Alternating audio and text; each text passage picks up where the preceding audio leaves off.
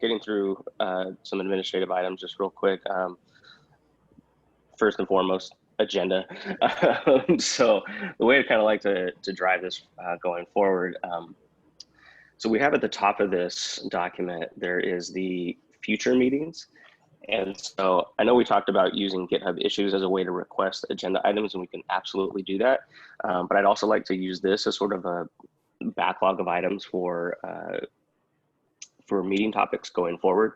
And then each week, or for each meeting when we have one, a day before, a couple of days before, I'll go through and add these for that meeting will be, looking at hot topics and what kind of time we have and how much discussion we'll have. So that way we don't lose some of these items. Like as I was going through last week's meeting notes, it's like, oh yeah, okay, there's like 3 or 4 different things in there that we need to bring back up again, but they weren't at the top of the list, right? So we can absolutely make requests using GitHub issues if folks want to use that. We should probably just come up with some sort of nomenclature to identify them easily. But otherwise, I'm totally good with just dropping them right here in the future meetings, and then adjusting the agenda as each meeting occurs. Any questions or concerns about that approach or recommendations for something else? So is the idea that we're not going to discuss the stuff that's still up there for today? And I would say for a future meeting? If we have time, we can always pull stuff in, right? Like approach it just kind of like a sprint, if you will, right? Like we've got this backlog of things to talk about. We'll talk about as much as we can in the hour. If we have extra time, we'll go pull those other topics in. But like looking at today's, for example, there's quite a bit here, especially when we drop into the governing board updates, that could take a while, and then discussions around strategy. So I want to hit the most important things for that week. But absolutely, I'm not just going to say, oh, well, it's not on the agenda today, we're not going to talk about it. Sure, then I suggest I'm sorry, I made an attempt to capture what you said. In the Google Doc, I don't know if I captured it correctly. Where are you typing? I apologize. First bullet under administrative updates. Oh, there you are, sir. Yep. Setting general requesting, please put it on top of the doc. Yep, works for me. Cool. The only other suggestion I have is then adding some instructions to tell people to add things at the bottom of that top list, just so that people don't come in and keep adding things on top and things stay at the bottom forever, making it more like a queue than like a stack. Yeah, totally. Because the main thing I don't want to have is we come in here and we have an agenda and people are just adding stuff kind of in and out, right, and then there's no flow to our meeting, and then it's a total chaos. But yeah, as long as we can keep it structured, cool.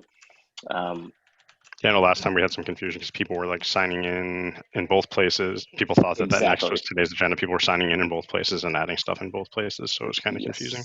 Yeah. So we can push these down too. The other option, if we want to try to eliminate some confusion, is create a separate document as quote the backlog, or only use GitHub issues if we're worried about that. But I'd say let's just do this for now, and then if it becomes an issue, we can move on to something else. I think it should be pretty easy to clarify with just some instructions in the doc. Sounds good. Yeah, I think it's good for now. But eventually, oh, go ahead. Okay. I was just saying David's already adding instructions. So yes. Thank you, David. Yes, thank you. I love it when people take over the notes for me. You said something. I was trying to make it active as you're talking. Definitely appreciate it. Rao, did you have a comment? Yeah. Yeah, I would say that's actually a good thing with the issues, right? You can order by all that stuff. So I think I would prefer eventually, maybe once we get everything settled, moving to GitHub issues, maybe a better idea that way. Yeah, I was thinking about that as well, because I would like to use potentially the projects feature within GitHub, and then we can lay things out in sort of Kanban boards as well as we sort of get into more of a rhythm, if people are comfortable with that. But yeah, we'll do this for now, and we can kind of start moving towards issues as things sort of stabilize.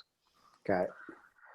All right, and then the next thing I had was, Lindsay, do we have the poll results for how we were going to share information, whether it was going to be via discussions on GitHub or it was a mailing list? I can pull those for us if we want to move to the next topic, and then I'll have them populated for us so we can discuss that. Sounds good. And then also, thank you, Lindsay, we have Slack available now for OpenSSF. So everybody should have received a link for that. It's listed there as well. If you haven't or you have trouble, let me know. We'll try to figure that out. There are channels set up for the TAC and also for each working group. If you need others, let us know. We can set them up, or you can create them yourselves in some cases. I think the idea for Slack, though, should not be like official communication channels. This is kind of like a quick secondary casual conversation type thing. So I know a lot of us in the past have used these as just sort of like quick questions, answers type deal. Where do I find this? Hey, did you get that? You know, that type of thing. But for official conversations, we should use meeting notes, GitHub issues, whatever the results of this poll ends up being for sharing information. But definitely leverage Slack to keep things moving forward. So Can we share this link question on publicly? that. sorry, what was that? There's two talking at once.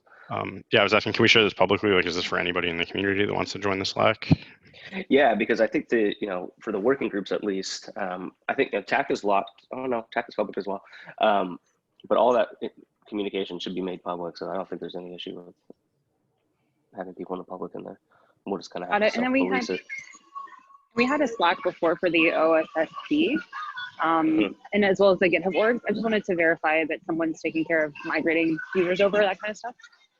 Yeah, so I've been talking to some of the working group leads about getting them to move those conversations over. So I've seen that some people are starting to do that. So if it gets slow, we'll have to poke them a little bit to try to keep things moving. But that should be happening now. Yes. So it should be safe to remove ourselves from that one. I don't know if you'd want to do it just yet until everybody's like officially moved over, because it does look like people are moving a little slowly. I do see some new conversations popping up there, but yeah, eventually we should be able to shut that down. Cool. And then one of the concerns a few people have mentioned is, this is a free account. So after 10,000 messages, things are going to start to get deleted. We had the same thing with the OSSC. My opinion of that is that's okay, because they're casual conversations. It's not an official record anyway. But I want to reach out to the group and see if there's any concerns about that at all. Because I know there's a significant cost increase to move from the free up to support the organization of the size. I kind of like it. I think it serves as a reminder to not have official conversations and make official decisions there. Completely agree. Yep. I wish all messages were self-deleting, so that's my 2 cents. So you'd like a lower limit? Exactly. Let's all move to Snapchat. I was just gonna say that. Yeah, we can OpenSSF on Snapchat. Oh man. All right, so it looks like Lindsay, you posted the poll results here. Yeah, so the preference is the mailing list. That's the strongest preference. All right, that works for me. So sorry, can you remind me what this was for? Was this for like the TAC itself, or was this for every working group? This was across the org what we would decide to be the common official channel for communication. It doesn't mean that you couldn't use GitHub discussions or issues for certain things within working groups or the TAC or as you saw fit. But as far as like official communications of sending out meeting requests, notices, things like that, that would go out via the mailing lists that are set up currently. And Okay, I believe we do have one for each working group and each TAC and governing board already. What were you saying, Dan? Sure. So we're basically telling each working group to create a mailing list. I don't think they all have done that yet. I think some have them. Okay, so we should make sure that that gets done. Lindsay, you can create those, yes? Yep, I can create them for everybody. So now that we saw that, decided, and are good to go, I can make that happen. Perfect. Thanks, Lindsay. You're welcome.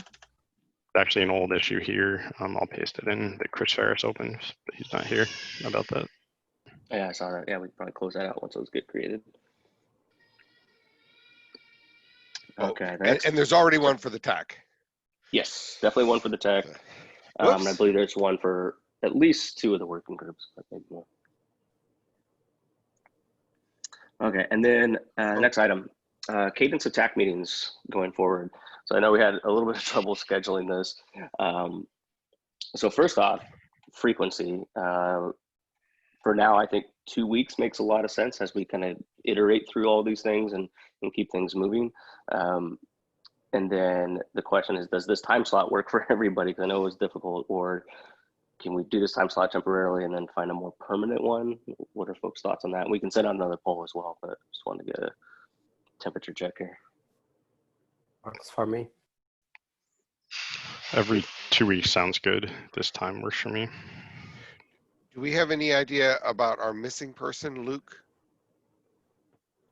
And also Chris. I know That that I'm Luke not had a sure. meeting today, but I don't Right. think it's a consistent meeting that he has every week at this time. That's what I wanted to know. Thank you. So we should be okay with this for now then. All right. If any conflicts come up, we can certainly try to accommodate.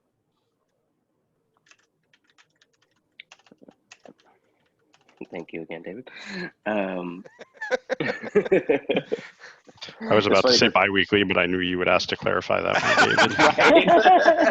Right. I've been burned.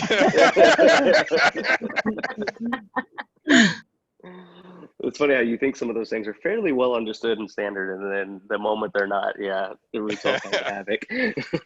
There are some events you only need to live once. That's right.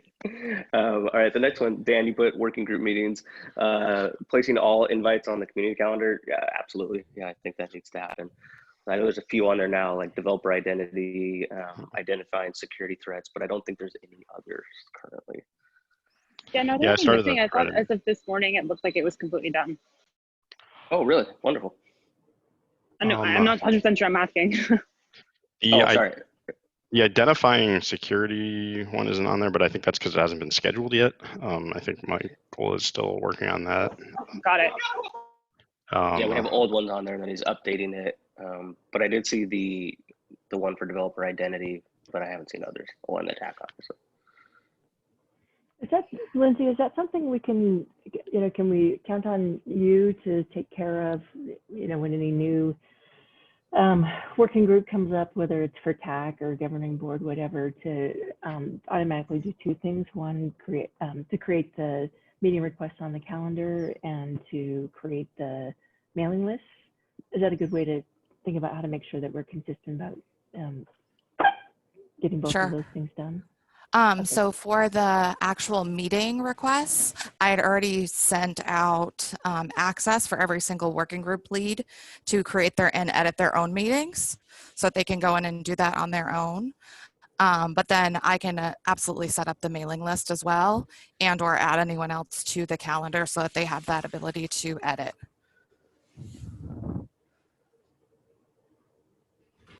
Awesome. That'd be super helpful. I just took another look. I don't see the security tooling one up there yet, but yeah, we're close to all of them. Kind of a somewhat related topic as well that we've seen. There's an issue like Marcin asked about adding members to the OpenSSF organization on GitHub. When we accept new companies, I don't know if we need to update sort of the founding documents with the form and everything, but I think it would be nice if when we get a new member company joining, if we could get a list of their GitHub IDs to just go ahead and add those automatically. Otherwise, I think we're ending up in this sort of ethereal state of, okay, I've joined, but I don't have access to anything. There's also, I've noticed some groups are doing sort of like issues to announce new members and that type of thing. I don't know how much we want to make that consistent, but right now it sounds really consistent and clear which group has which membership. Like of individuals, I mean. Yep. Yeah, that's a good idea. Yeah, I mean, I think there's an existential question of what does being a member actually mean for a working group? It hasn't really been clear. Does everyone that goes to a meeting become a member automatically? I think some groups had something like attend to and then ask, but yeah, it's not clear what that gets you or why, since everything is in the public now.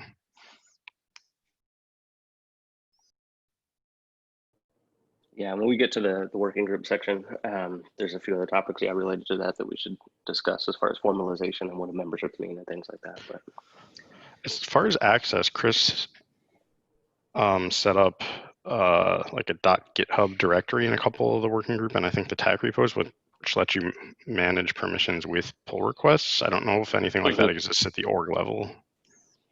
I haven't seen it at the org level. We've been adding them at each repo. Right. And then, yeah, but as far as like adding members just directly into the org, I mean, that would be great, but I can look into it for sure and see if it's an option. It'd be nice if we could automate that. I think another way of doing this, not to over engineer, would be to create a team for every organization and then let each organization manage their own membership of individuals.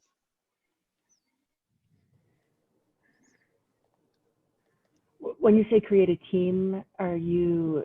GitHub team? Oh, But in order to create the GitHub team first, they have to be a member of the OpenSSF organization. Correct. I'm saying you could create a GitHub team, add somebody who is a member of that organization. I say members an overloaded term. Add someone who belongs to that organization to the team to manage a membership for that team. So Oh, yeah, yep. Yeah. Again, you don't have to over-engineer it. That's not. Yeah, and I think there's 2 or 3 working groups that are doing that already. They're using teams. I think it's either tooling or best practices or both, one of those, or both. What's the actual reason for needing to be an org member? Because I know you can contribute and do stuff as an outside collaborator on repos too. I think it's believe it's a distinction for one, but also I think when there becomes private repos and things like that in the future, while things are either incubating, you have access to that stuff. Okay.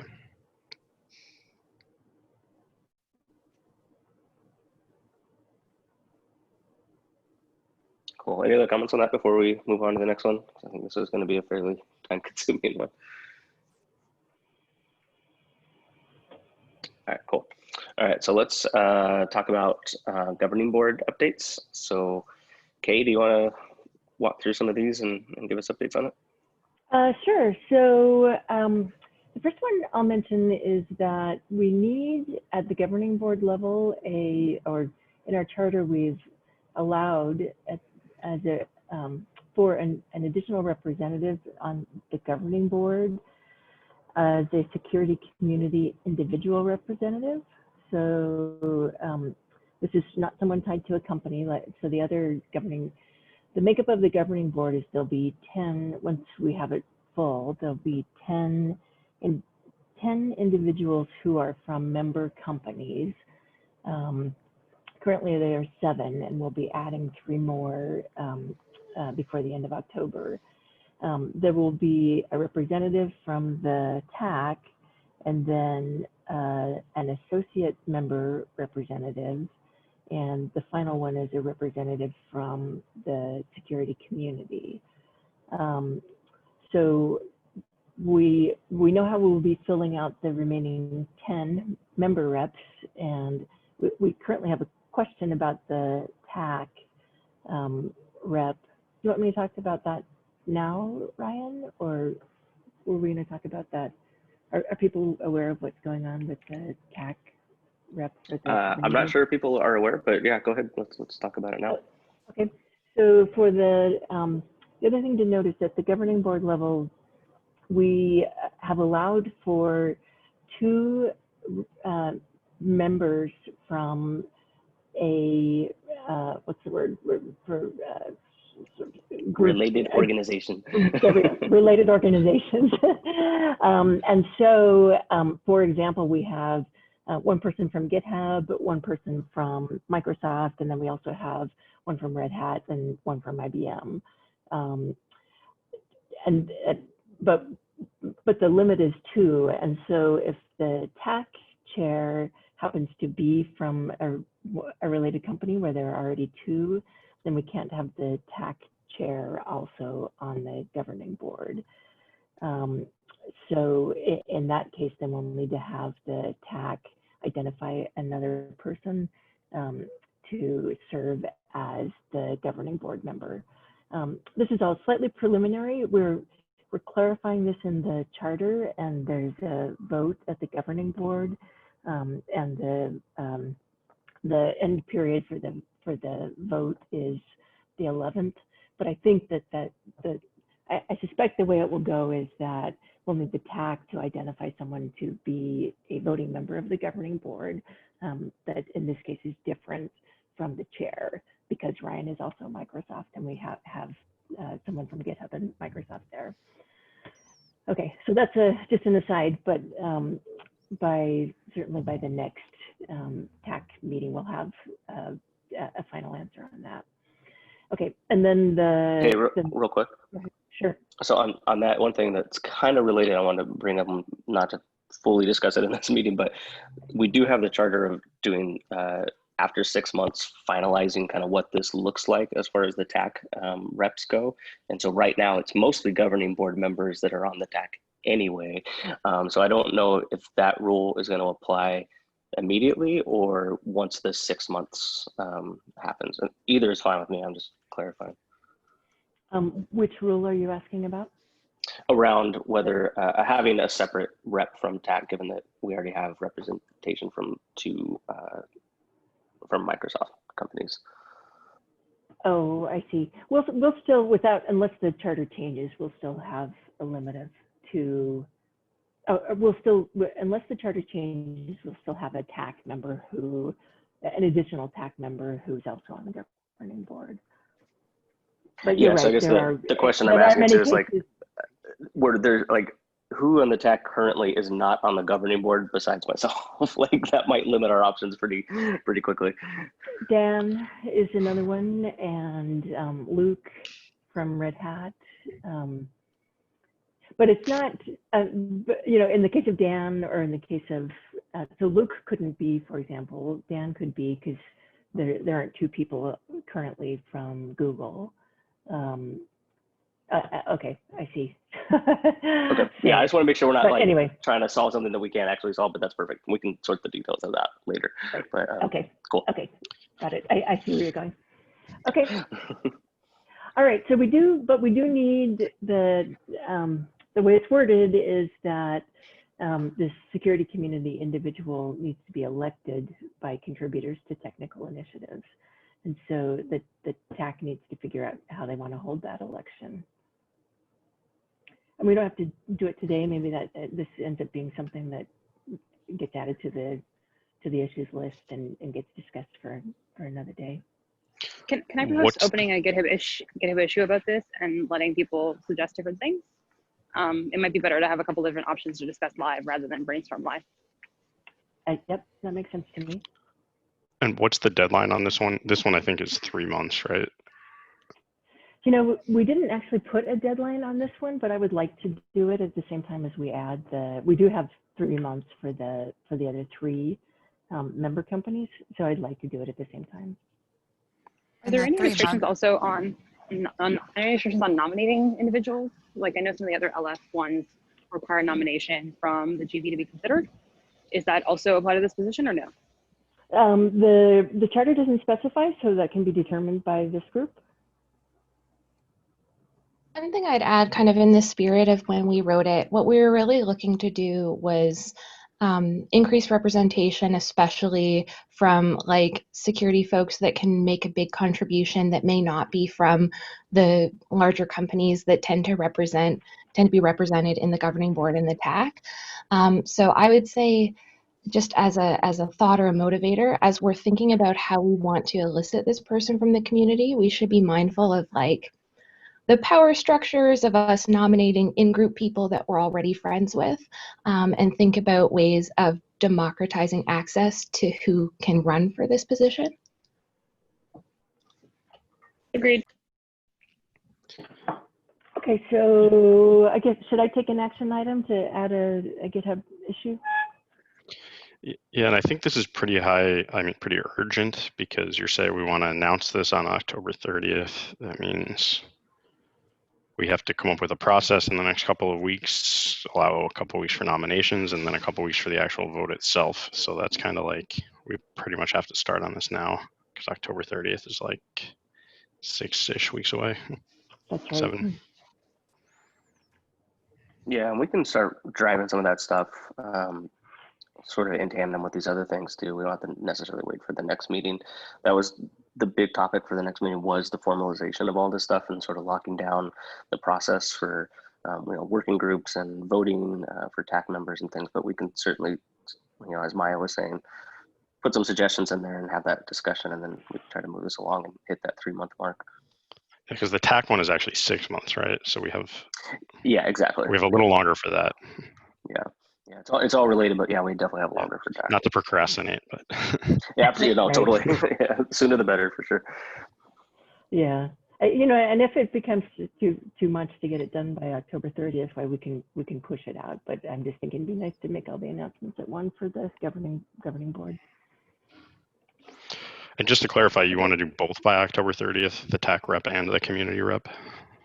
I'd like to have the TAC rep, the community rep, and the 3 new members. Okay, yeah, perfect. That'd be ideal. Yep. Okay, so let me go on. There are a couple things going on in the Governing Board Strategy Committee. So we are having weekly strategy committee meetings. We have invited for sure all of the Governing Board and TAC members, and it is open to the public, so anyone can attend. The main thing that we're focusing on right now is just planning for the October 30th press release. And a little further on in my notes here, I say that we'd like to get into a quarterly planning cadence where we're kind of setting goals at the beginning of the quarter and then having report outs and press releases at the end of the quarter. So this will be our first time through kind of that cadence. The things that we'd like to cover in that press release are announcing the new OSSF members. So we talked about that already. Announcing the Governing Board and TAC formations, so the individuals who are on those groups and the chairs of those groups. Announcing the working groups. So in our press release, our founding press release, we listed 5 of the current working groups, but we didn't have any more detailed information about the charter of those working groups. And what I would like to do, I think, is kind of list each of the working groups and have a short paragraph for the charter for each of those groups. Related to that, I'd like to have kind of a similar level, and I think we're getting closer, but we have had kind of a mixed level of detail of information for each of the working groups. So if we can kind of get that similar so that the charters kind of look the same.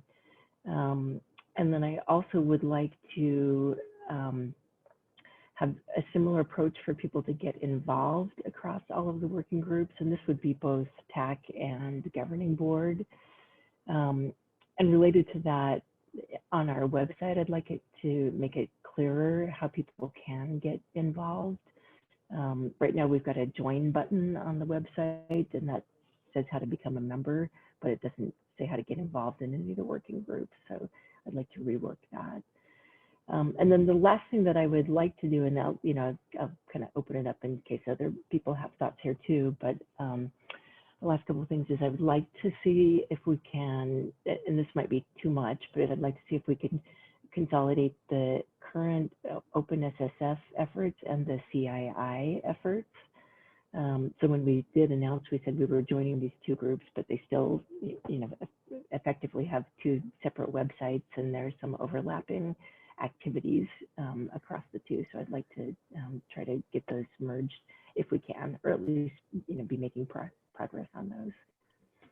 So those are the I think that's a good goal. And I know Mike Scavetta, I think, has been working with David Wheeler to at least talking about some of the infrastructure for that and how to start merging those things. So I know the conversations are happening. So that is definitely the goal. Yeah, and by the way, CII training, there really isn't any CII training. There is a training edX thing that I've been developing, but it's not actually under the CII. We can actually just, if you want to, and this is up to this group, you can just call it OpenSSF if you want to. It's just a training set, a training course. Okay. I've reviewed it personally. I think it would be awesome to include under the OpenSSF banner, but I don't know how we formalize that. I think this group just votes. I think. Unlike, for CII, it's different because there's actually another group, but for this particular training thing, it's not under the CII. So it's up to you guys if you want to put it in the banner or not. All in favor? No. We did discuss this as the Governing Board last week, and I think we discussed it already at one of the strategy committee meetings, and I haven't, it's been positive everywhere. So I think we just do it, but if we want to, call for a vote and everyone say we can do that too. How about this? Maybe Does anybody disagree with pulling this into OpenSSF? Good. So I don't disagree. I think we probably want to figure, like, does this belong in a working group? Is this in its own working group? How do people get involved with it? I think we need, not necessarily need to think through more, but discuss a little more. Well, if it helps, I've been specifically working with the best practices working group. A number of them have actually, I said, hey, please, if you're interested, let me know and I'll let you in on the course materials. A number have taken me up on that and provided feedback. So there's already that. I think the trick is, and I think this was discussed earlier, if we want to have this course out around November 3rd, it has to be basically frozen by the 15th of this month. If that doesn't matter, I mean, that's a different issue, but I haven't heard any negatives about that, even though it's a quick timeline. The advantage is there's something concrete you can show. Yeah, I would love to see it in the best practices working group, and I'd like to, and I really want that group to be kind of best practices overall, and then I'd love for that group to be helping us think about on the website how we expose, everything that we're doing about best practices. So, but we don't have to dive deep into that today, but I'd love to have that set on the website by the time we do our next press release. Yeah, I think including it with the best practices is what makes the most sense. It fits in nicely. They're doing training as well. This is a training program. That seems like the most obvious fit. And David's already been working with them, so. It seemed like the right thing to do. Yeah. The Makes other sense.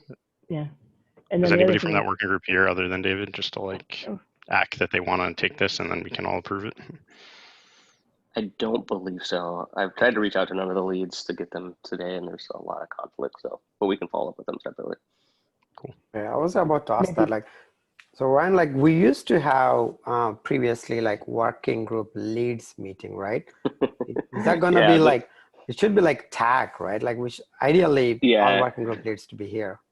So that came up last week, and it's on my list. So I tried reaching out to a few people to try to get them here today, but it was short notice, and so especially with the holiday, there were conflicts. But definitely going forward, I would like to have the group leads here, and then I think when we start finalizing what our processes for voting for new members, and it's not just the bootstrap of governing board members. I think a lot of those working group leads will become TAC reps anyway, but absolutely having that sync and keeping that rhythm and keeping up to date on what everybody's been doing will definitely be necessary going forward. So now that we have this cadence and rhythm, I'll try to get them more engaged. Okay, and then the other two that make a lot of sense to me to merge are the CII Best Practices badge and the work going on in the OpenSSF Security Threats Group. How do we want to have that discussion? Yeah, so that's the one I was referring to that Mike Subet has been talking to David about. I think that absolutely makes sense. That's where there's two things there that I think we need to tackle. One is technically. I know there's some infrastructure already on CII that has automation, and I think that's what Mike's been talking to David about. David, correct me if I'm wrong. But we want to drive through those. And then there's the more administrative, right? Like David mentioned, there's another group that is CII. So I don't know if we want to necessarily merge the two as a working group, or if we just want to feed information from one to the other.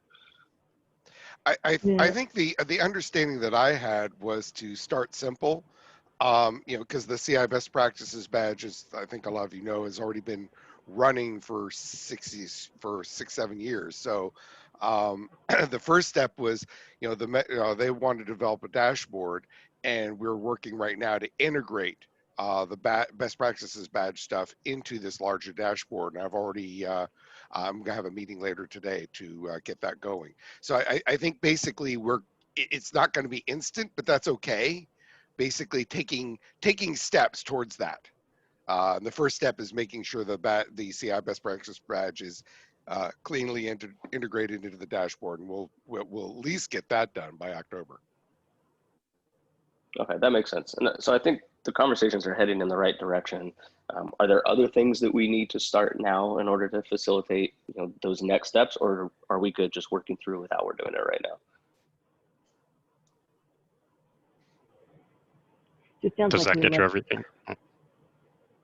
Sorry, go ahead, Kay. Well, I was just saying, so it sounds like we,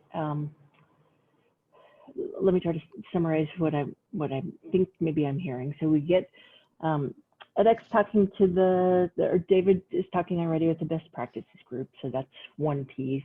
Another piece is the badge, and we've already got David talking with the security threats group. So that's, working its way through. And it sounds like we'll plan on those discussions happening in the security threats meeting, or part of that working group. Are there other things of CII? Do we need a third group that's just thinking about CII all up and how we merge everything that currently is CII with OpenSSF? There are two other main things that the CII is doing, not counting the evaluations of projects, and that is the census and the of open source software, and there's also the survey, census of critical open source software, and then there's the survey of open source developers. Aren't there grant programs and other stuff too, or are those kind of?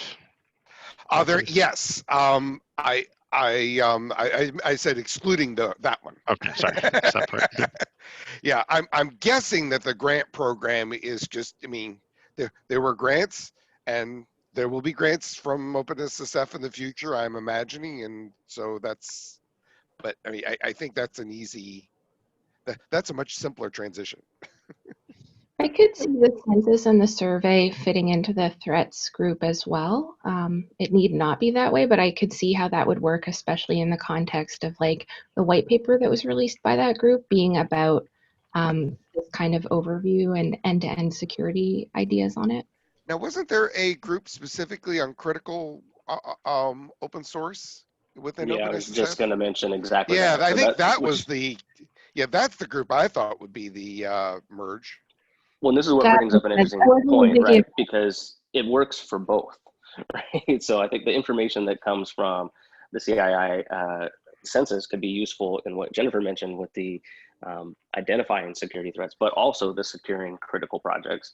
So that's where I think the question then becomes, do we really want to merge them, or do we want to just establish some sort of formal relationship where there's information sharing that's happening, or that's a coordinated effort where kind of like we have other working groups where like best practices or tooling is going to help drive support for identifying and securing critical projects. CII could be just its own working group entity that is off, doing work that's in coordination with the overall OpenSSF charter. Okay, so let's not try to decide this here, but let's think about who needs to be involved in deciding this. David, who else from, who from current CII should people from OpenSSF be getting together with to have discussions? Oddly enough, there haven't been a lot of discussion about this, but I would imagine sooner or later the CII steering committee should be involved. Yeah. Seems reasonable. Yeah, because they've got one of those. And it's I think there's always the risk of speaking for other people, which I probably just shouldn't do. But my guess would be mainly they're way more interested in getting things done than the governance structure thereof. But that said, it does seem like there should at least be some sort of discussion with the steering committee. Can you help me? I'd love to sort of help kick that off. So maybe you can, you and I can work together to. I would be delighted to help you out with that. Absolutely. Okay. Yeah, and Lindsay may be able to help me out with some of these mechanisms too. My apologies. I'm from the Linux Foundation, but I actually haven't been at the Linux Foundation that long, so I don't know all its internal mechanisms myself. Right. Okay. Yeah, and if you guys could keep me in the loop on that one too, so I can just keep track of how all these things are progressing and coordinated. Okay.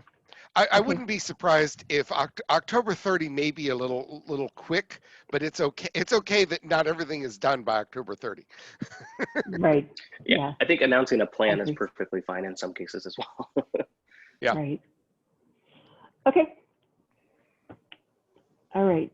Then the last thing that I'll mention is that I had seen a couple of groups were wanting to ask for budget, and I think that strategy committee is a good place to maybe bring those topics up. We haven't discussed budget much in there, and it's gonna be a while before we have a handle on what budget we have and how we could allocate it to groups. Probably for now we should assume there's not any budget, but those are discussions. It's another kind of open area that we'll have to flesh out and understand. Yeah, I was looking at this a little bit over the weekend around who does what exactly, and it looks like the TAC is supposed to be identifying the need for budget for different projects. You know, so as the working groups have a need, we identify it, and then we bring it to the governing board, who is the one that then handles the allocation and the overall budget, because they'll take into consideration non-technical things as well, right, for budgeting purposes. But yes, as of today, I believe that budget is 0. So. All right. Okay, any other topics before we jump on to the next one? Comments? Yeah, real quick. So you mentioned you want to have like announcements of progress for each of the working groups. Do we have like a doc that we should be dumping this stuff into?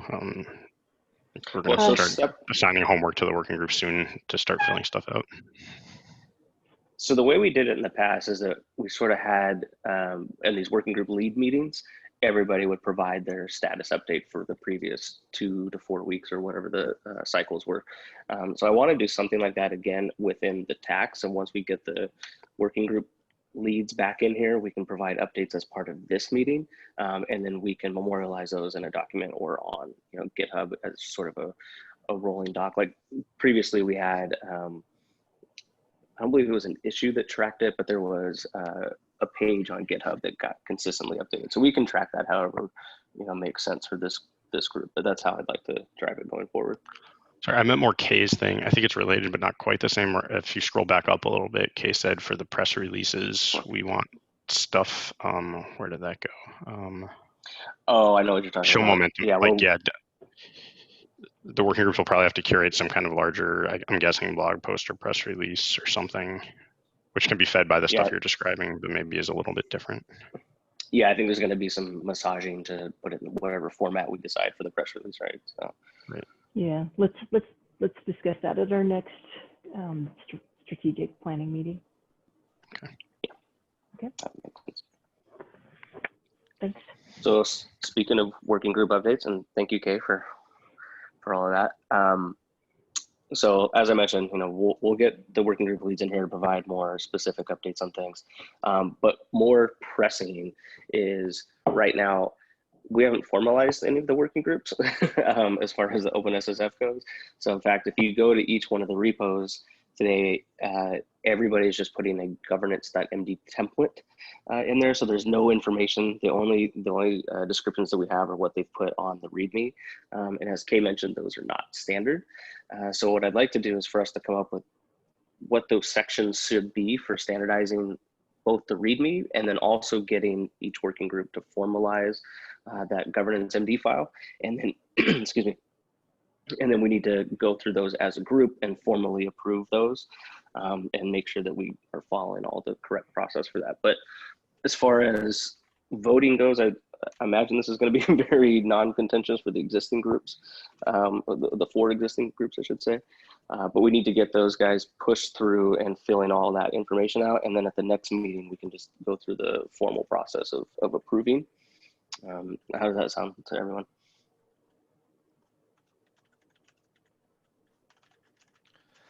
I do have a request, which I'm hoping is going to be not controversial. I'm sure that scopes change and so on, but I do have a beg. Please make the working group names and the scopes have some relationship to each other. And it's okay to change the working group names. If it turns out the scope is now different, that's great. Just rename the working group or create another one. But it is confusing as heck for some of these working groups. When I first showed up with some of these, what their scope, what actually was not at all what I thought it was going to be, just from the titles. And I think, and those have been revised actually.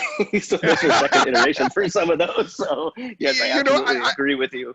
We will need to revise as appropriate. Definitely. Yeah, and it's okay. I think it's perfectly reasonable if things change. Just we want to reduce confusion of everybody.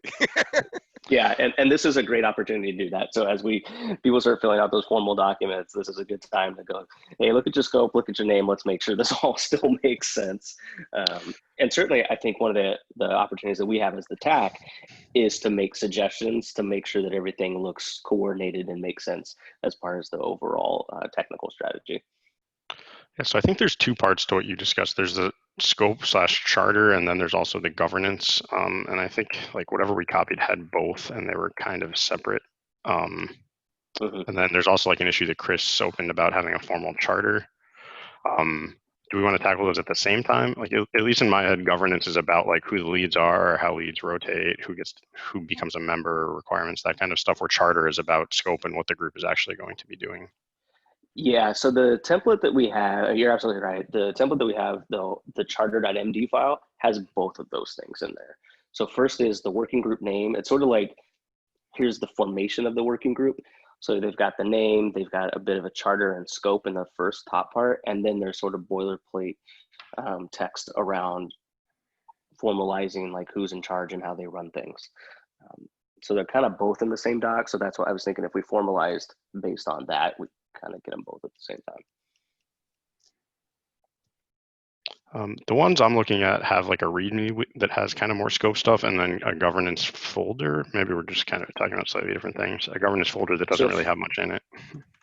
Right, exactly. So if you go to most of the READMEs, there's then like there's a link to governance.md, that doc, and that's the template that came from the formation documents for OpenSSF. Right. And that's the one that has the overview. Okay, yeah, there's a couple slightly different versions depending on when people made the template repos, I guess. Yeah, and almost everybody, like I'd say 90% of them link to that doc, but it's just the template. There's no information filled out whatsoever. So right. that's what we need to do. Yeah, is actually get those completed, get them approved. And if we need to make changes to the template, we can certainly do that as well. Mm-hmm. Yeah, do we have an example or like what we're asking the working groups to go do? I know from the identity one, and there's a comment below, we like have a proposed scope in a doc, but we like want to figure out how to actually formalize that and propose it to the TAC to discuss.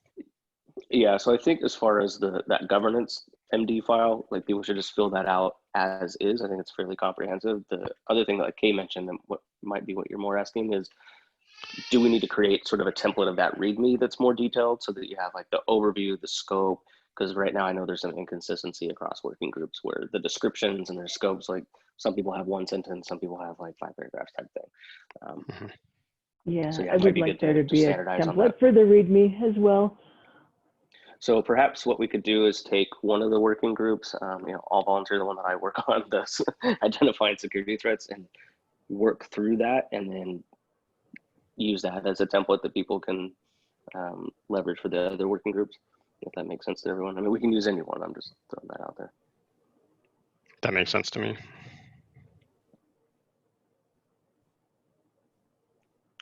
Do we have concerns about, do we have requirements about types of governance that we want each of these working groups to use in terms of like, we want there to be leads that are identified, if we want there to be, open meetings, that kind of stuff? Do we care more?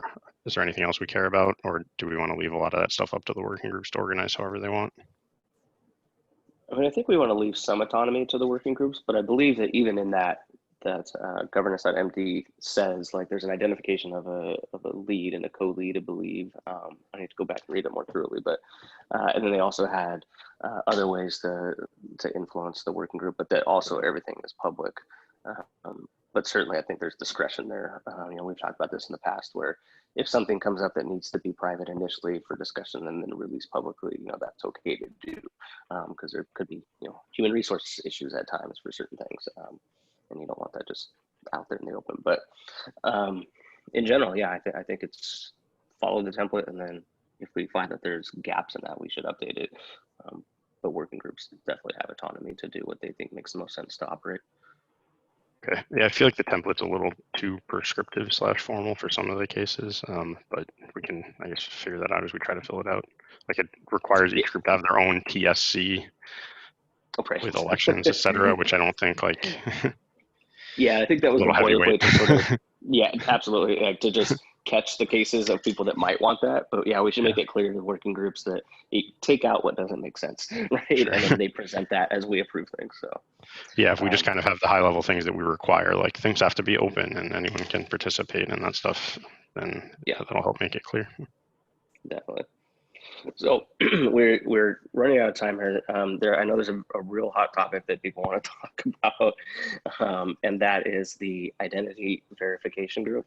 I know we're definitely not going to get through this in 4 minutes. So real quick, what I would like to do is perhaps kind of have an open conversation for a couple minutes about the concerns that people have around this and document them here, and then we can schedule a separate meeting to discuss this if people that are interested would like to do that, because I don't think we should wait till the next 2 weeks, because I know people are definitely excited about this. Yeah, I'll just mention I've heard from a couple of different people, and the way that I hear it is that there's a feeling or a sense that that group is trying to, the term that I've heard used is force developers to have, you know, some sort of strong verification. I don't think that that's what that group is trying to do, but that's what I've been hearing from people. So, or that's the concern that I've been hearing. This is something Jamie similar. I think I guess I'll just summarize. I think it's go ahead, David. I think it's a legitimate concern, but I think there are legitimate solutions, and maybe part of the issue is just making sure that people are aware that it doesn't necessarily force your real name everywhere. Yeah, I mean, I think just to summarize kind of my concern is, you know, this group is relatively young, and, you know, it's essentially a coalition of large organizations at the end of the day that are, you know, motivated by, you know, in some ways an altruistic approach, but in other ways like a kind of a goal to solve some of their own problems that we're trying to mesh together. So it seems really important that in the initial set of working groups and initiatives that we do, that we have nothing but a universally positive impact and don't generate any kind of negative perception. And I think most of the work that we're doing pretty cleanly falls into that category.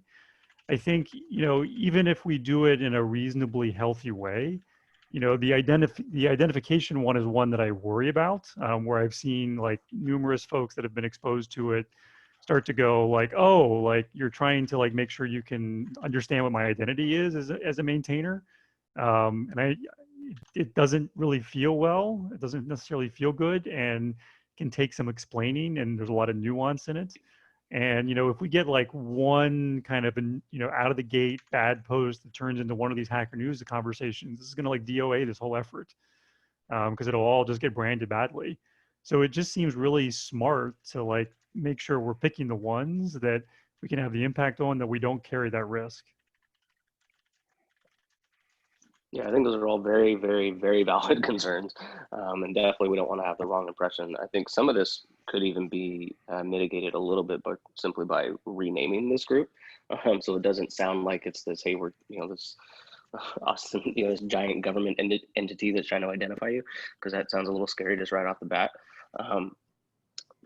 but certainly these are good questions. So I think next steps, what we should do here is, Lindsay, if you can help us schedule another meeting with the relevant people, you know, myself, Jamie, Kim, Maya, Dan, and whoever else, and we can do a follow-up on this and start working through some of these issues. So I guess before we jump to that, we just talked about kind of coming up with a process for working groups to propose their scope and everything, and get that reviewed. Can we just try to go through that here? Because I think, like David pointed out, a lot of the stuff isn't, you know, quite accurate and could be solved with a rename and just documentation. And the group already has a lot of this written. We're just kind of waiting for what format the TAC wants to put that in. We could just go ahead and do that now instead of waiting, if that helps, or we could kind of just wait for the process. I actually I mean, would either like to go through whatever the makes. process. Yeah, I mean, if that makes sense, I think this was sort of more of like a pre-conversation to that, to just, as people were figuring out what this group even is to put inside that doc, that's what this meeting would be. But if it makes sense to work through those at the same time while putting in the doc, I have no issue with that at all. Yeah, the group's already spent quite a bit of time working on that, so. Yeah, certainly don't want to reset at all. Yeah, Right. no, definitely not. I think I just want to address some of the concerns that have been floating around. So.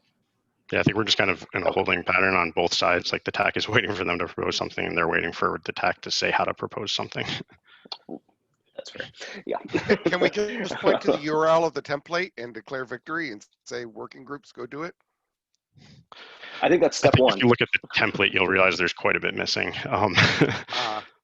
Well, that's why we kind of wanted to walk one group through it, and maybe this is the group we should walk it through, if instead of the other one, or both. That works for me. Yeah, it says like it says the mission of this technical initiative is to blank space insert mission statement here. So yeah, we need to fill out that come up with the template a little bit more. All right, well, let's get that meeting scheduled, or if you guys want to use the existing working group meeting to do that, however we want to go about it administratively is cool. But I think we have a path forward, at least, to start filling that out and identifying, you know, those concerns kind of at the same time, and then we can get through the process and sort of solve two things at once. Yeah, it's on the agenda already for next week's meeting for that group. Yeah, okay, perfect. I think I'd use the existing meeting, be my recommendation. Okay. My apologies, I've lost the bubble. Which working group are we talking about? Developer identity. Okay. All right. Okay, we're 2 over. So thank you, everyone. If you have topics for next week, like I said, add them to the talk for the doc, add a GitHub issue, email me, whatever you want to do. But thanks, everyone, for the time. It's a great meeting. All right. Thanks, everyone.